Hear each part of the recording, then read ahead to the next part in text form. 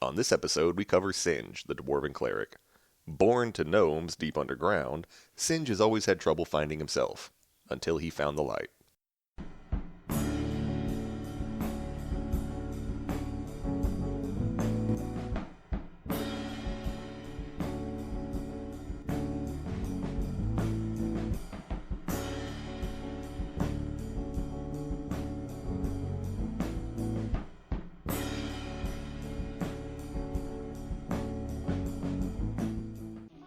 Hello, hi, and hello! Welcome back. It is Roll Your Stats.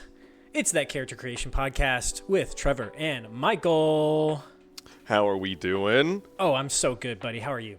Man, I am ready to get back into the action. It has been it's been half a year too long. It is. It has been half a year too long. But never fear, Roll Your Stats crew. Oh, we need to have a name. Statsers? Character Rollers? crunchies, rollers.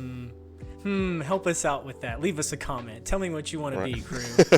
So, never fear, friends, strangers, and acquaintances. We have been busy. We have been extra busy. What you been doing, Michael? Well, we started making dice. Weird dice, all sorts of dice, hundreds of dice, pounds of dice. Now, we thought if we were going to be rolling dice, then why not roll our own? We decided that we were going to go ahead and branch off and make our own little brand of D&D slice of life. So we leaned into the dice creation, and truthfully, that's been weirdly popular. Popular and a blast. It's been so much fun. If you'd like to get your hands on a set of dice handmade by the RYS crew, you can check us out on Instagram. We will also put all of the links to our link tree, which provides all of the links to all of our socials and everything in the video description. Please go check us out. Make a custom order. We can make any possible thing that you can imagine, and we would love to do it for you. On top of that, if you are interested in meeting the character creation crew face to face, we're going on a soft tour. We're hitting up local Renaissance fairs as well as a game fest here in the area, and we plan on expanding out from there here in the next few months or year or so. Gotcha. So that game fest is going to be our next big outing. What's the date for that one, Michael? We are going to be at the NEA Game Fest in Jonesboro, Arkansas, July 17th through July 20th. July 17th through the 20th. I believe that's a Thursday through a Sunday, correct? It is. Gotcha. So we'll be there for 2 days as the Roll Your Stats crew, and then 2 days we'll just be there as participants because it'll be our first year getting the chance to go. And I don't know about you, but I'm pretty stoked. I'm excited. We've had some pretty good turnouts across the Renaissance fairs that we've managed to hit. We've made nigh on a couple hundred characters with people who have come up to the booth. Oh yeah, absolutely. It is always a blast, and I'm excited to meet, I don't know, I guess more Dungeoneers? We're going to come up with a name. I swear, we're going to come up with a damn name. Yes, we absolutely will. So then after that little bit in the summer, we've got the Red Wolf Renaissance Fair coming up in the fall. What's the dates on that one? The Red Wolf Renaissance Fair is going to be November 1st and 2nd, again here in Jonesboro, Arkansas, because we are local and we keep it a little local. Right on. That Ren Fair last year was a ton of fun. We really helped to get ourselves out there, and we just had a blast. So yeah, come up to NEA Game Fest in the summer. Come out to the Red Wolf Ren Fair in November. We'd love to meet you. Come roll some dice with us. Let's make some characters. It's free. It is totally free. Now that we've got that out of the way, we've done the sweeping. Let's get back into it and let's roll a character. Ooh la la. I personally think that I know that on the previous episode we kind of had a plan and we rolled some dice for a character, but it has been so long and I have the urge. I need the dice on the table. I need the randomness of it. We got to make something new and got to make it today. Yes. So you got the dice on you this time. You're going to be our resident roller. We are looking at making characters within the 2024 edition of D&D. We're still sinking our teeth into this new batch of rules. I really like what I'm seeing. There's some really cool stuff here. So then, are we just gonna start with race? Yeah, I think hit it. Let's roll that d20. Let's see what race we get. This is one of my favorite parts. I don't know if it's the race or if it's the class that really puts a smile on my face more. Man, it sets the scene, but I feel like they're both such pivotal kind of parts of what point the character in a direction. So we'll start off with our race for the character. Let's hit that d20, my friend. Roll the dice. It is a 9. 9. A 9 is a dwarf, my friend. Ooh la la. I believe, if I'm not mistaken, this is Roll Your Stats' first dwarf. This very well might be our first dwarf. I don't think that we've ever touched on, I don't know, I guess a dwarf in the past dozen episodes or so. Doesn't sound, no, we had halflings. We had halflings, but no dwarfs. All right. Well, what better time than with a brand new edition? What better time? Let's see what comes along with being a dwarf in the 2024 rule set. So it looks like that's going to come along with, we get a couple of special traits with being a dwarf. Looks like we get dark vision, dwarven resilience, dwarven toughness, and stone cunning. All right. I like this. Cool. Dark vision is always very, very nice. I do notice that that dwarves don't have a reduced speed in the newer edition. They run at a flat 30 feet. I see. Yeah, that's an interesting change, that, making sure that they're on par with everybody else. I'm not going to complain. Truth be told, the limited movement was one of the biggest detractors for kind of picking a dwarf to begin with, at least on my eyes. Yeah, and sort of kind of, well, and still with the rest of these sort of bonuses, it kind of leads you into making a bigger, tougher frontline kind of character. Yeah, if you're a dwarf, you're expected to be stocky, and I really kind of like mobility. Well, let's roll that d12 for class then and see where that takes us, and if that leads us down that frontline path, or if we're going to have to completely change our view. All right. That is a 9. It's all 9s. We got the Dwarven Cleric. Oh, quintessential. Oh yeah. That's exciting. A dwarven cleric. That I feel like a dwarven cleric is almost bordering on a stereotype. Oh yeah, we're really just pulling right out of the book, aren't we? Now, do clerics, they don't get their subclass at 1? Oh no, nobody does. It all happens at 3 now, right? I think you're right. I don't see. think that clerics get anything. Well, they get their normal doodads and what's notses, but subclass doesn't. Nope. They do not get any oddball orders up until level 3. I see. Well, we can talk about that in just a little bit once we get our alignment and get a couple of personality traits. So let's see. Roll that d10. Let's see if we're how we're sitting. Good, bad, or ugly. That is Hopefully a ugly. 5. 5, right down the middle. True neutral. That's ugly. True neutral. That's ugly. That is ugly. All right, so then we just got one last thing. Let's roll D100, and let's roll it twice. We've got a new character traits table. It's got some more sort of like in-depth options. I think this should help us kind of mold the clay of the character a little bit more precisely. Okay, true neutral dwarven cleric. This is a 95. 95, rolling high. Okay, so let's roll down to the bottom of our table here. 95 is adopted by a different race as a child. They have different customs than could be expected. Oh no. Well, I think that there's only one thing that we can do from here is we need to roll that d20 again to find out what race they were adopted by. Ooh, good call. Do it. I love that. That's a great idea. And that is a 2. 2. That's a dwarf raised by gnomes. Okay. All right. I love this. There's something like really satisfying about the mental image of the, because it's sort of like the giant that was raised among humans, but they're all tiny. And this is the exact same category, except for everything is shifted down 3 feet. Yes, the scope just like brought in a little bit. I love the idea that they were raised to tinker, but they were born to engineer. Oh, man, that's a really good way to put it. I like that a lot. Okay, so now roll us that D100 one more time, and let's see one more trait for us. All right. Let's see. The last one is 36. 36. All right, 36. Very bright and intelligent, but talents wasted through substance abuse. We have an addict. We have an addict.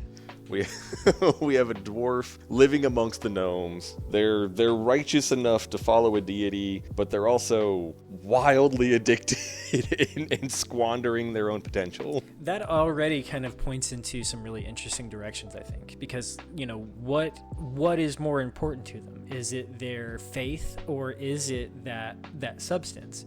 Or are they connected in some way? Is their god this substance? Do they worship through abuse? That is interesting. I wonder if there is a deity that might be up that alley. That's a good point. However, it does specifically say very bright and intelligent, but talents wasted. So are they a cleric that, like, everybody, they're put on this pedestal, they're expected to be something, but they don't want the responsibility? Interesting. Maybe called to a faith, called to by a deity, but ignoring it. Or it could be one of those that what if they come from this gnomish society and they worship this tinker god, and he just that doesn't gel. I'll be honest, I the term tinker god is absolutely hilarious to me. And that could be something that goes along with being from this, being raised in this other society. We expect you. Oh, what if that's like, we expect you to worship the tinker god because the tinker god is the god to us, but he doesn't hear the call of the tinker god because he's not a gnome. So the gnome god's not like, he's like, that's not one of mine, and so he hears the call of something else, and maybe then the substance abuse comes from this, like, I'm not from this culture, and now I'm even further alienated from this culture. Whoa. That presents like a character that already has like a really complex sort of like, or at least potential for a complex backstory. But then that also, I think, gives for a character that has reason to be traveling with the party. They get fed up and they leave this society that's supposedly, home, but not really home. It's home, but it's unfit. No, maybe the substance itself is more of a gnomish design, and being a dwarf, maybe their resilience and their resistance doesn't really work on this particularly tailored and manufactured dude substance. And so cool. the gnomes around them, they're cutting up, they're having a hell of a time. They love this weird little gnomey drug, but for this dwarf, it is just wrecking their body. That's interesting. And even them having like their built-in sort of like native resistances, for some reason in my head I can't picture it but being like motor oil, like they're drinking grease and that gives them the zippies. I like this. What if it is a substance, but what if it isn't necessarily, some sort of narcotic, some sort of euphoric substance? What if this is a make you better magic substance? What if this is a magical based substance to make you more powerful, make you smarter, make you, more quick mentally to be able to do the things that gnomes do with their tinkerings? Oh, I see. And then he takes the substance, but it doesn't work, and so then he takes more and more and more and more of it to dangerous levels to try to achieve this sort of gnomish enlightenment. It does work, but it also just wreaks havoc. Oh, I see. And it starts having these physical, mental drawbacks that are saying your physiology is not supposed to take this in. These magic crystals are for the gnomes. I think that's really interesting, because then he's maybe raised by these people that are very in tune with the society, and so then they think, this is our son, we're going to raise him just as we would anybody else. And so then he's got these expectations that are put on him, and then he pulls those expectations on himself, and then it's struggled, ripped between what is expected, but also this is killing me. I could definitely see wanting to get away from that life. Mm-hmm. And they're, and not necessarily need that the tragic event. It's not that his parents died. His parents are alive and they're fine, but he just, he couldn't reach the level that they were expected from him. And so, maybe it's that he leaves home because he's like, I can't face being a disappointment. And then not only that, but then they're addicted to this motor oil substance. So then they can't stop taking it. Interesting. And so then that could present like maybe a bit of like a side quest for the party where the dwarf says like, look, I kind of need a fix. Okay, then we have a couple of domains that the 2024 clerics have access to. Yeah. What's our options? Maybe one of them might shed a little bit of light on where this dwarf is going, what their goal, what their end game is going to be. Gotcha. What are our subclass options? We have the life domain, we have the light domain, we have trickery domain, and we have war domain. Let's see, life Hear domain. me out. Okay, I'm listening. Hear me out, because this is getting just a little bit odd, but this is a bit of a throwback, but do you remember in Burning Crusade, 15-esque years ago, do you remember in World of Warcraft Burning Crusade, the look of Hellfire Peninsula, the rampant, crazy magic that the Blood Elves were essentially, driven mad by? Oh, right. Yeah, that had, sundered the world around it. Right. Uh-huh. Well, what if that is essentially the Gnome Society 2.0? And so they are high addicted to, a magical crystal essence, essentially, an empowering kind of drug. I got a little idea. Oh, would you care to shed some light? Yeah, so the one that immediately stands out to me is light domain. So he's a dwarf. He comes from the Society of Gnomes. When I think of dwarves and gnomes, I think underground. And so I think there's something kind of ironic about him being a light domain cleric, and his whole thing is about is visibility, seeing through that darkness. And maybe that's like his gift is I don't have the ability to build and to tinker, but I can shed light on the truth. And maybe that's sort of like the whole idea of his arc is him eventually coming back home, shedding light on this darkness and shedding light on the society and saying like, here is this thing that you have built your society around, but it's destroying you, and I'm here to give you this acknowledgement of this enlightenment. Oh, maybe it is more of a detriment. Here I was kind of floating around the idea that this might be a helpful substance to the gnomes, but maybe it is harmful to them too. Maybe this dwarf does want to come back home to essentially fix his people from their dependence on this motor oil. Ooh, and the motor oil, it's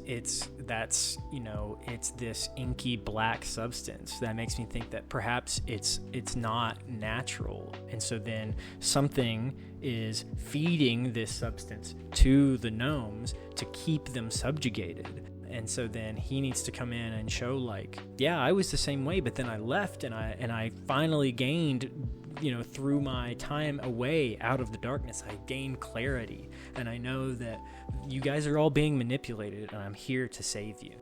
Man, we're just handing plot hooks to a DM here. I know, man. We're just passing it off to him. I think that gives you a potential to be really, really a good arc for a character. Somebody that has character growth, that starts off in session 1 really at their lowest. And then by the time that they come back, to do their savior work, they've got, this radiance, these glowing angel wings, Okay, I like this. I like where this person is going. It seems to me like it kind of reminds me of, what's her name? The sunlight radiance girl from League of Legends. Oh, Lux. Is it Lux? No, Leona. Yes, Leona. Yeah, exactly. I see that the gold and the sunlight. He's got his big old massive shield, that he's reflecting light off of. That's awesome. Okay, well then I think we have a subclass. I think we got personality traits. We got a race. We have a class. And dare I say, I think we have a pretty compelling backstory. So let's fill in the very last category. Let's do it. The background. Let's do it. There are a handful of different backgrounds that could work here. The 2024 edition, they have, dare I say, a guide. Let's see. For the background, I even think maybe Wayfarer might work. Let's look up at the Wayfarer. You grew up on the streets, surrounded by similarly ill-fated cast-off, a few of them friends, a few of them more so rivals. You slept where you could and did odd jobs for food. At times when hunger became unbearable, you resorted to theft. Still, you never lost your pride and never abandoned hope. Fate is not yet finished with you. Oh, I love that. That's exactly like, there's always that ray of light that no matter what, they always can see that string of hope that's always there. I think that's really cool.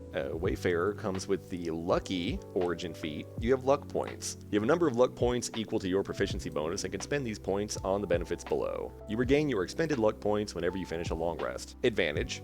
When you roll a d20 for a d20 test, you can spend 1 luck point to give yourself advantage on the roll. Or disadvantage. When a creature rolls a d20 for an attack roll against you, you can spend 1 of your own luck points to impose disadvantage on that attack roll. Ah, I like that, being able to kind of manipulate the strings of fate around you.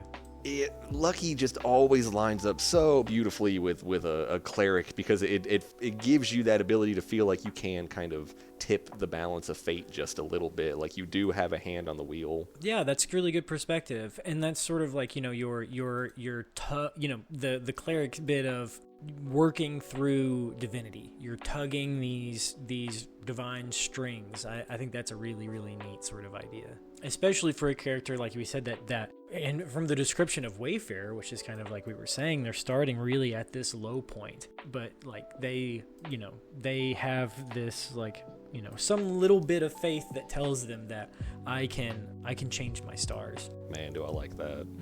Seems like we also get dexterity, wisdom, and charisma saving throws. So I'm liking that as far as like working out for the character.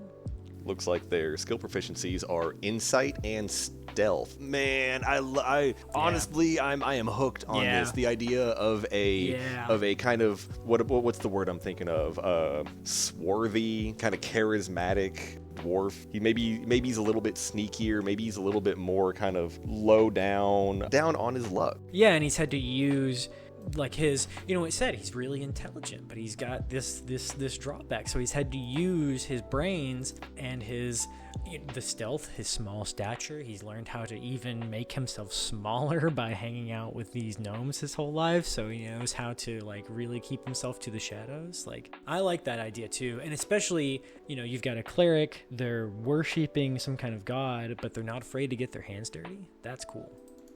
Do we feel comfortable with that then? Do we feel like we have a kind of fully established character? Yeah, I think we got a pretty solid idea. Okay then, let's go ahead and take it to a break for just a quick bit. And when we come back, we'll kind of get into the mechanics of being a cleric in the 2024 edition. Yes, let's do it. We'll see y'all soon.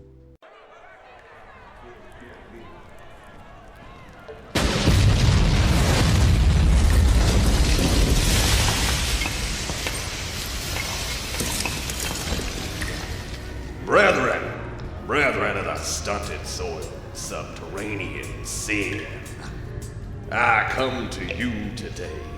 Nay, I burst forth like the dawn upon the cursed horizon of your ignorance.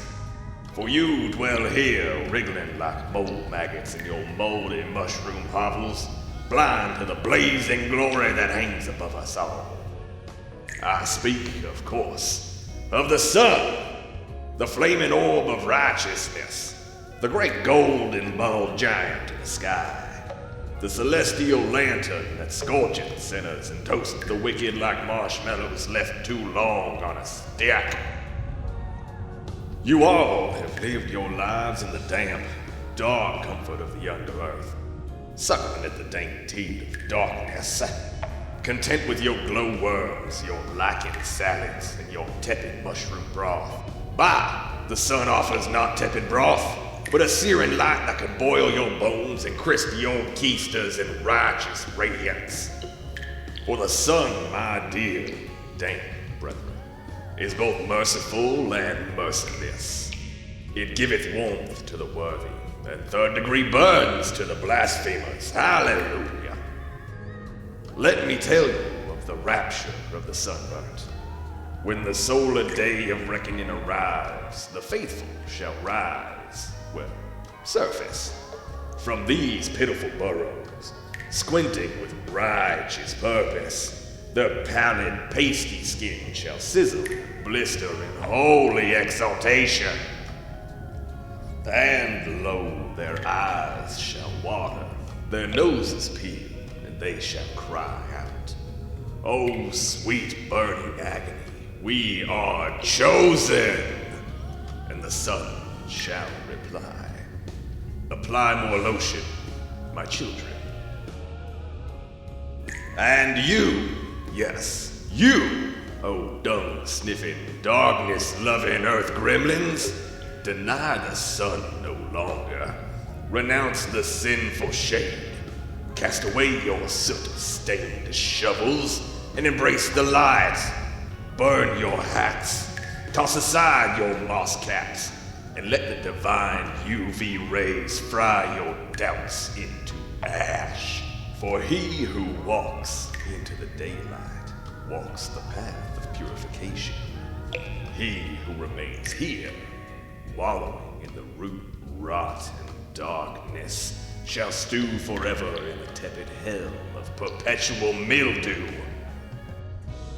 Behold, the emblem of the righteous, forged in the fires of Mount, slightly warm. This holy relic sears the unworthy and leaves tan lines on the faithful.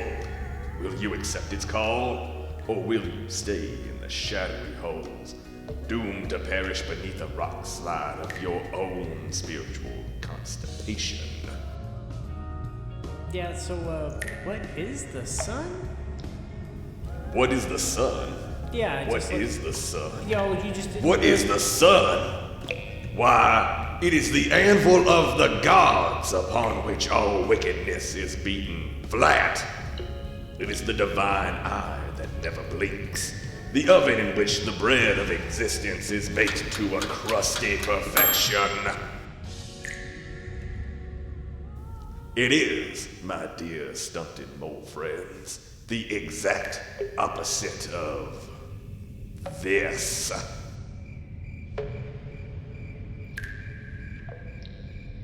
So repent, ye troglodytic turnips. Crawl forth, seek the surface, or roast for eternity beneath the lukewarm judgment of subterranean mediocrity. May the sun scorch your souls with salvation, and may your pale hide blister in the name of eternal glory.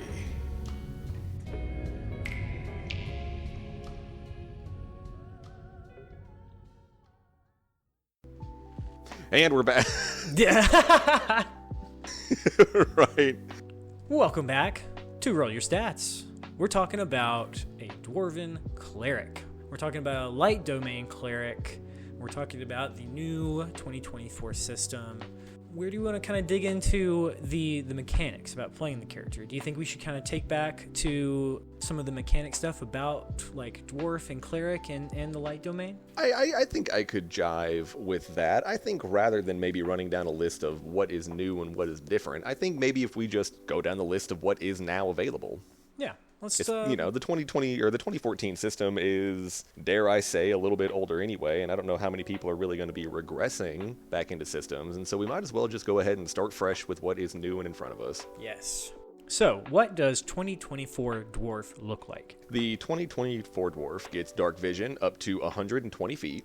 Their dwarven resistance gives you resistance on poison damage, and you have advantage on saving throws made to avoid or end the poison condition. Oh, nice. You get dwarven toughness. Your hit point maximum increases by 1, and it increases by 1 again whenever you gain a level. And then last, but certainly not least, is stone cunning. As a bonus action, you gain tremor sense with a range of 60 feet for 10 minutes. You must be on stone surface or touching stone to use this tremor sense, so you can't get away with a whole lot of really weird shenanigans, but a tremor sense out to 60 feet just for being a dwarf, I think that is so much fun. I think that is a weird power. You never see tremor sense ever, and so that was just such a nice little maybe cherry on top of what the dwarves have now. Well, could you kind of go just a quick detail about like what like tremor sense would be? I think in my head, tremor sense is Daredevil's echolocation, but through the earth. It is Toph Beifong from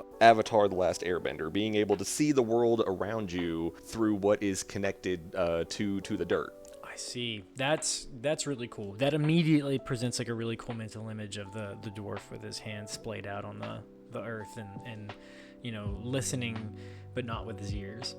And it's flavor. It's fun. Like I said previously, you don't see tremor sense. Tremor sense is that is rare. And so to just hand it out to a class for it to maybe be utilized and used, I think that's awesome. Yeah. I also think I wonder if the dwarven toughness can be combined with the tough feat so that you can get your hit point maximum increases by 2 and increases by 2 every time you gain a level. Because that doesn't seem like much at the beginning, but like that would add up. Oh, I would absolutely allow that to fly. I don't know if it's meant to be allowed. Personally, I don't see a problem with it. I think that would really just, if you're going to start adding HP, you might as well add all of it. Oh, good point. And you're going to be the cleric. You want to be able to be up in the middle of the fight, up with your paladins and your barbarians and your fighters to be able to support them, and you can't do that if you don't have a big health pool. Right, there's only so much that hiding behind a shield and armor is going to do for you. You're going to have to get hit being a cleric. You're absolutely right. And that gives you just the ability to say, like, fine, hit me.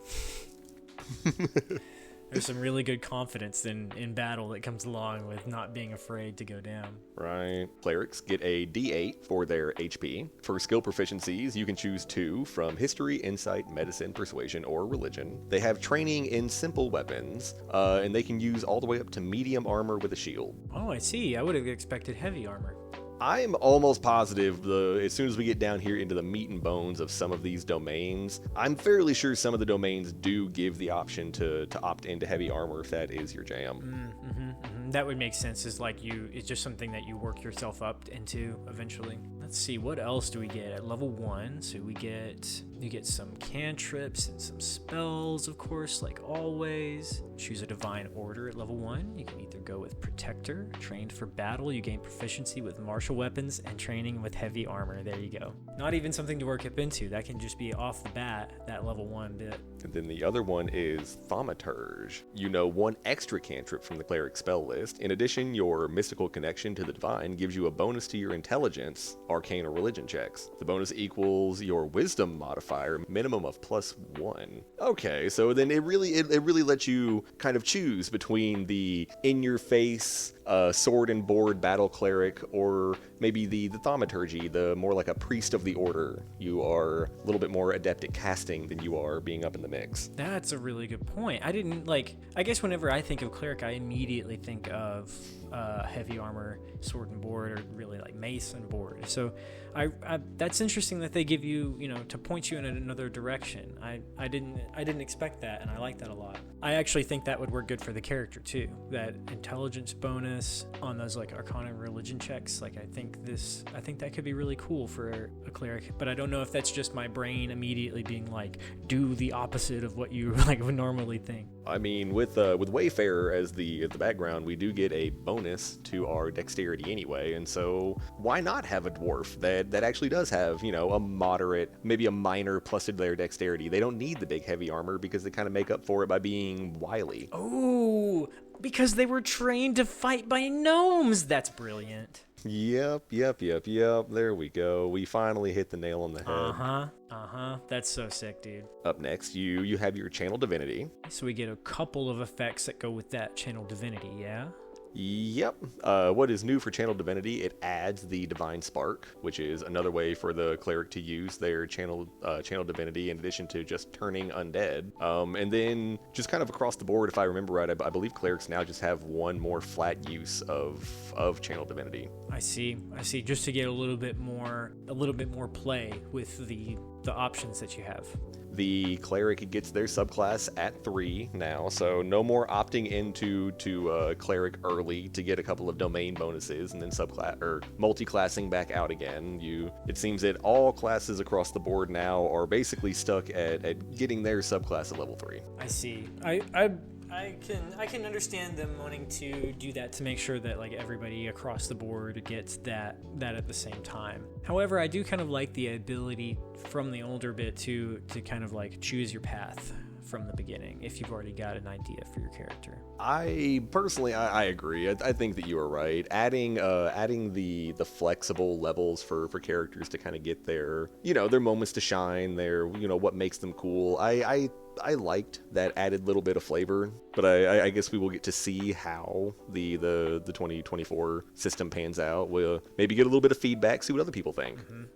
So then light domain cleric would give us some light domain spells right off the bat at 3. We'd get Burning Hands, Fairy Fire, Scorching Ray, Sea Invisibility. I like that as sort of like especially if we're going with like the Thaumaturgy, it's this kind of like hybrid damage dealing caster cleric. Man, I honestly, the more that we make this, the more that I see this dwarf in priestly robes. Maybe chainmail, but it's covered up by a tabard. You're not walking around hunking and clunking. He is a priest more than a cleric.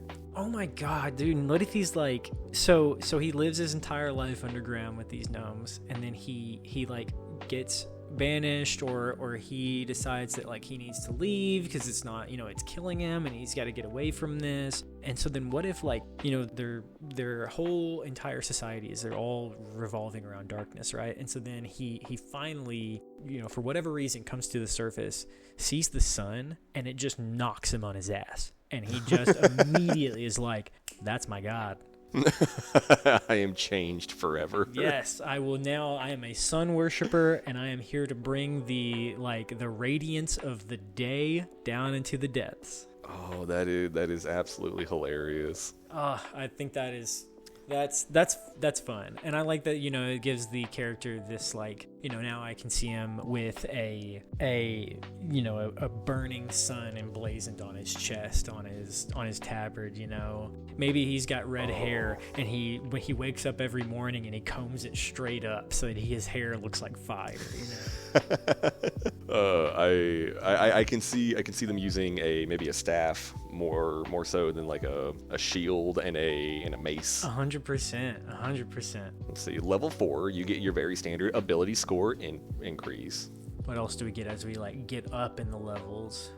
Something new, Seer Undead, which replaces Destroy Undead. It instead deals radiant damage to all of the undead in your area, regardless of CR, that fail their saving throw against you. And then at level 7, they get their Blessed Strikes, which I think is a fun little option. You can select one, the Divine Strike. You deal an additional 1d8 radiant or necrotic whenever you hit a creature with an attack roll, or Potent Spellcasting. You add your Wisdom modifier to damage dealt with a cleric cantrip. Oh, wow. See, and these are this is what's so cool about this system is I feel like they really give you these things that just let you get these little incremental buffs that eventually add up to a really cohesive character whose pieces work together. That potent spellcasting is really, really neat. I love that there's an option for that goes really well with that thaumaturgy and being the caster cleric. That's just so cool. Blessed Strikes is definitely a win in my book. I do think that clerics did need a little bit of extra love to kind of bridge the gap. Right, so that you don't feel like you're just the person that's there to heal. I like this idea that, go in there with a moonbeam, a sunbeam, and really blow somebody up. Yeah, go kick some ass. At level 10, they get Divine Intervention. As a magic action, choose any cleric spell of level 5 or lower that doesn't require a reaction. You cast it without needing material components or expending a spell slot, and it restores after a long rest. It is wildly different than the previous Divine Intervention, Wow, and it is yeah. consistent rather than a very slim margin of happening. You just kind of have to hope, and then you don't ever get it ever again. So then, how do you feel about that? How do you feel about it being like, instead of your god like coming in and twisting fate, it being like more of a mechanical thing that the player has control over? I think 2024 giveth and it taketh away. That's interesting. Yeah, that's a good way to put it. I love the idea of the real, the big gamble, the long shot, the calling in your deity and actually having the hand of God come down to help you in your time of need, as opposed to a more, consistent magical intervention. But I do really like the consistency of, again, giving the cleric something to do other than heal and support. Ooh, it's any cleric spell of level 5 or lower, so that you don't even have to have that dude prepared. You just know that you got, and like a cleric spell up to level 5, that's gotta be some powerful stuff. That's bango dango. You start getting into hurting people at level 5. I guess you could hurt people before that, but you know exactly what I mean. Yeah, no, and that's interesting that, like you said, I like that, I have either, maybe a mass cure wounds just in my pocket, ready to help everybody out, or maybe it's a fireball from hell. It just gives you the option that if you are clever enough, you can throw a curveball at your DM to always keep them guessing. Right on. Oh, I like that. I like that power to the player. Like, that's power that a player usually does not have.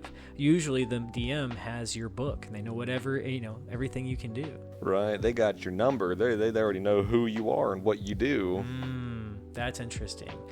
I think that also opens up the older version of Divine Intervention to being more of a storytelling device, and not a roll 1d100 and see if it happens, because then it could be one of those moments where the DM is like, oh gosh, I didn't plan for this at all.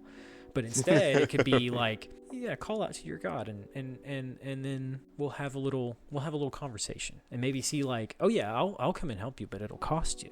Now that's not to say that at level 20 the cleric does get greater Divine Intervention, where you can cast Wish as part of the Divine Intervention. The hiccup with that being is that you can't cast that one again for 2d4 days. Oh, I see. But a wish every 2d4 days is insane. Yeah. Is there usually a limit on the wish spell? Is it one of those that you cast once and then it's done? If I remember with Wish, I think that just to be able to cast a wish in and of itself still has a very hefty component cost. I see.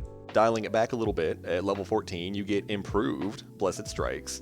Your radiant damage from Divine Strikes, or I guess necrotic damage, goes up to a 2d8, or you get very potent spellcasting. It's not called that, but I think that's a lot more funny. Whenever you deal damage with Whenever you deal damage with a cleric cantrip, you can grant yourself or another temporary HP. Ooh, neat. Cast a cantrip and deal damage. Wow. So then you get that, you get to do the healer thing without having to I'm going to use my entire turn to cast a heal. Instead, it's going to be I'll zap this guy and pump you up at the same time. I actually think that the 2024 system is a little bit more inviting and accepting to our kind of, goofy Dex hybrid dwarven cleric. You get your potent spell casting, so you can be, maybe a little bit of a backline caster, and now you get the buffs to doing so that make it feel a lot more meaty. It feels a lot more justified with it. No, I hear that totally. I also want to go back because I just happened to look at the Wish spell. The very end of it says, the stress of casting Wish to produce any effect other than duplicating another spell weakens you. After enduring that stress, each time you cast a spell until you finish a long rest, you take 1d10 necrotic damage per level of that spell. This damage can't be reduced or prevented in any way, In addition, your strength core becomes 3 for 2d4 days. For each of those days that you spend resting doing nothing more than light activity, your remaining recovery time is decreased by 2 days. Finally, there is a 33% chance that you aren't able to cast the wish ever again if you suffer this stress. Holy crap. Lord have mercy. Oh, okay. So the wish spell, as wildly potent as it is, does have kind of a ceiling to it, unless you're a cleric. Unless you're a cleric. Yeah, that's cool. That's really cool. Because that just gives you even more reason to wrap your character around, their connection to their divinity. And that's cool. Step aside wizards and sorcerers. The big swinging and banging cleric or casters for 2024 is the cleric. Yeah, yes sir. I also, I'm always a fan of power with a cost. It's so much fun. Yeah. That, I feel like that makes it interesting, because that makes it to where, like, yeah, I'd think twice before I casted that wish. I got to make sure I'm in the right place, or else, that could be detrimental. Yeah. That's my goodness. Very cool. Very, very cool. So then at 19, we get our Epic Boon. Epic Boons are another new bit that's come along with the 2024. Epic Boons are sort of like the feat that you get at the end of your track through your character, and usually come with some pretty big boy stuff. It does say that the Boon of Fate is the one that would be recommended to take for this cleric. Tell me about Boon of Fate. The Boon of Fate. Increase one ability score by 1 to a maximum of 30. When you or another creature within 60 feet of you succeed or fail on a d20 test, you can roll 2d4 and add or subtract the result from the d20. Once you use this feat, you can't use it again until you complete a short rest, a long rest, or roll for initiative. Every fight, every short rest, every long rest, you get double guidance at least one time for when it really, really matters. Double guidance, or I do think that's neat that you can apply it as a penalty, so it could just be a double bane. Yeah, that's really cool. I like that ability to look at. And I guess your boss character could always pull out a legendary resistance or something, but being able to just say, like, hey man, get bent. Right. Just this one time. Like, you have to push a cleric all the way to level 19, but if you do, I don't see a saving throw on this epic boon. I think that you choose within 60 feet of you when it happens to put a big middle finger up or a big thumbs up. That would be really nice to have that, have that on your party and know that, like, hey, if it comes down to it, if there's that one roll that really matters, like, we got something to grease the wheels. By the looks of it, I don't really think that it interferes any at all with if you did cast Bless or Bane onto friends or enemies. And so you could potentially pump that up to plus 3d4 to a roll, minus 3d4 to a roll. Wow. So what, up to 12? That's huge. 3 to 12. That's huge. You could absolutely, like, guarantee something happens or absolutely nuke someone's good roll. That is the Boon of Fate. You combine that with the lucky trait that this dwarven cleric already has. Good point. I honestly think, I really think that this would be a character that the DM would have to look at and be like, okay, he's a problem for me. Not for the monsters, not for the campaign, not for the plot, or the math, or the geometry of doing this game. All of these hang-ups are a problem for me. Yes, especially, like you said, once it gets to, like, you have to go all the way to 19 to get it, but this character would be a nightmare. Yeah, and I love that. Yeah, me too. I love that for It would them. be one of those things where I feel like this character would be a really satisfying one to take to this point. Yeah, any caster that really you could beef up into the higher realms of spellcasting, like, it feels really good. But this right here is this is bread and butter. This is I think that I am going to thoroughly enjoy the 2024 cleric. I got a name. Yes. This is a dwarf. He grew up in this society of gnomes. They're all tinkerers. He wasn't very good at it because he's got big fat fingers, so he used to burn himself a lot. So then, it's maybe not his actual name, but they call him Singe. Singe. I'm here for it. And then maybe he would get, like, a new like radiant sun name whenever he hits like a certain level of like connection to his god. This is Dwarf Philip III. I can do like a good pope name. Right, yeah. Yeah, Dwarf John Paul. Yes, he's a cardinal. He sheds he sheds that dark weakness. Or is it the weakening darkness? I love that. That is so cool. Yeah. I can know. I mean, the mental image of Singe like returning to his people. Like he busts open the stone, and finally, for the first time, the sunlight shines in on this dark cave full of all these little scrambling gnomes just scattering like cockroaches. These gnomes are losing their minds. But they're being held there against their will. There's like an evil, dark, opposing god of darkness that has to be burned away by the radiant sunlight. There are a million evil gods of darkness down there in the Underdark. They come up every day. They're a dime a dozen. And all they you couldn't dig a hole without finding a god to the darkness down there. So when Singe shows up with his flashlight, I mean, not really a flashlight, more of a fireball, I guess. But if fireball illuminates. Either way, the demons the demons are evicted. That's what we're getting at here. Looks like also, speaking of which, in that light domain, if we look into its like additional stuff, we get like the radiance of dawn. You present your holy symbol, expend a use of your channel divinity to emit a flash of light. I mean, come on, it writes itself. It dissipates magical darkness. Each creature in that area must make a con saving throw or take radiant damage. We also get warding flare. When a creature that you can see within 30 feet of you makes an attack roll, you can make a reaction to impose disadvantage on that roll, causing light to flare before it hits or misses. I like that. Just like turning the little like crystal in the end of his staff to like reflect light into people's eyes.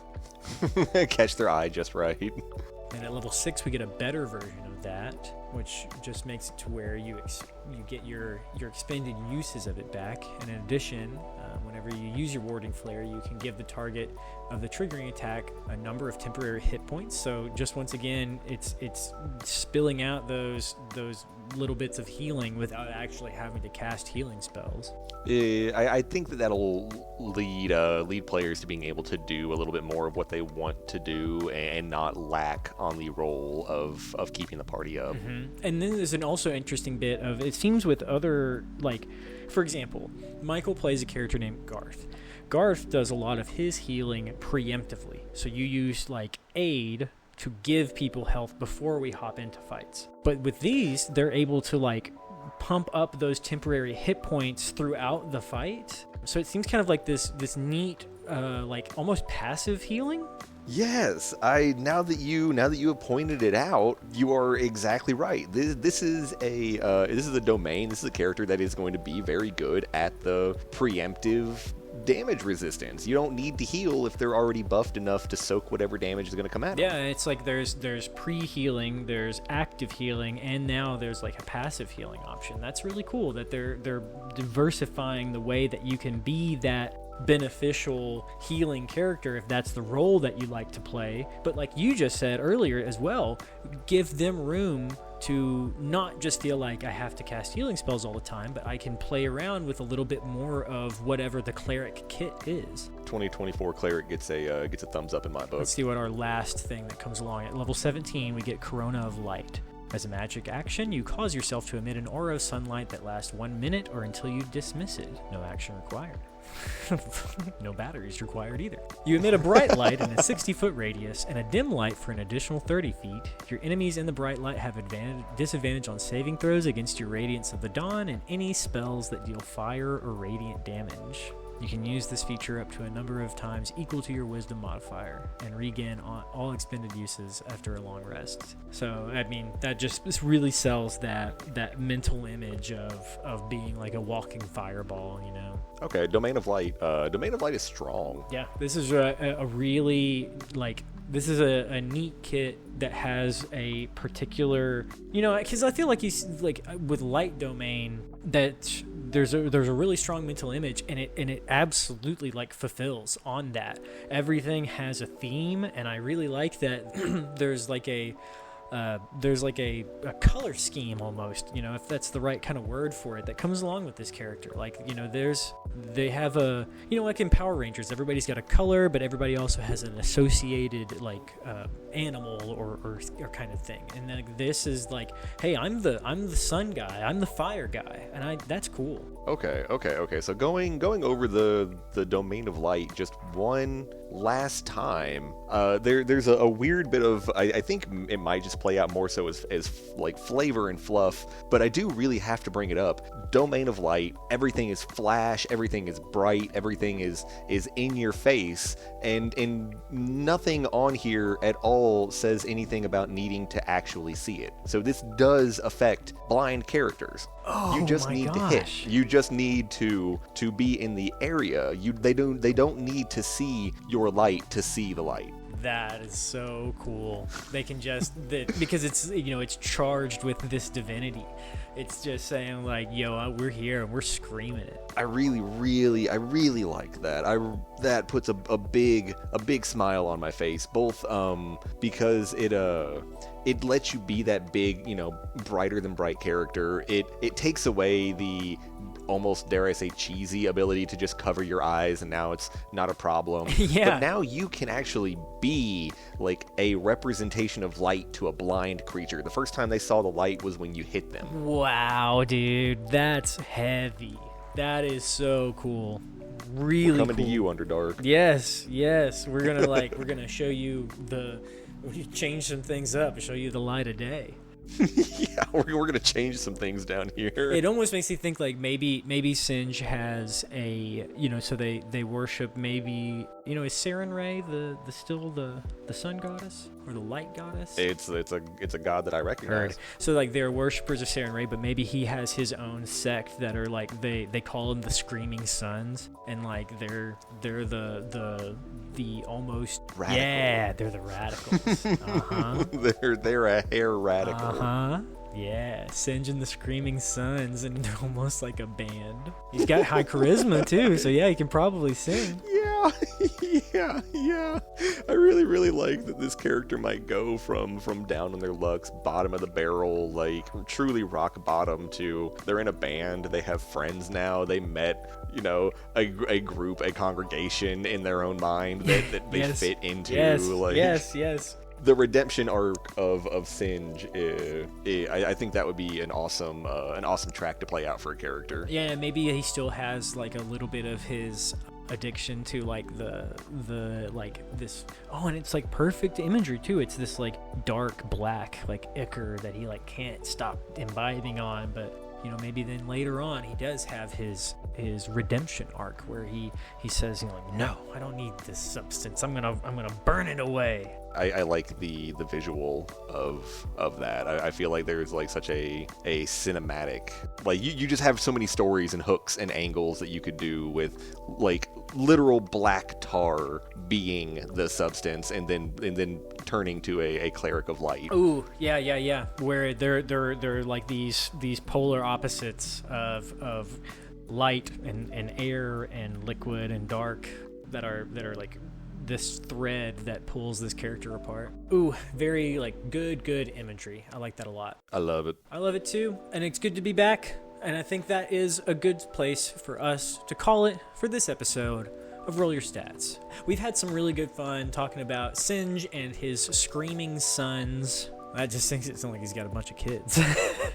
Right. I like that too. I love that they do a time skip in the Screaming Suns. That was a church, it was a gang, it was a congregation. It's like, yeah, and this is Singe later, and it's his Screaming Suns, all 6 of them. Yes, and he looks just the same, except even more frazzled, like he's pulling his hair out. Yeah. Awesome. From us two boys here at Roll Your Stats, please know that we love you and we care about you and we want to meet you, so please show up at our events and check us out next time on Roll Your Stats. Goodbye.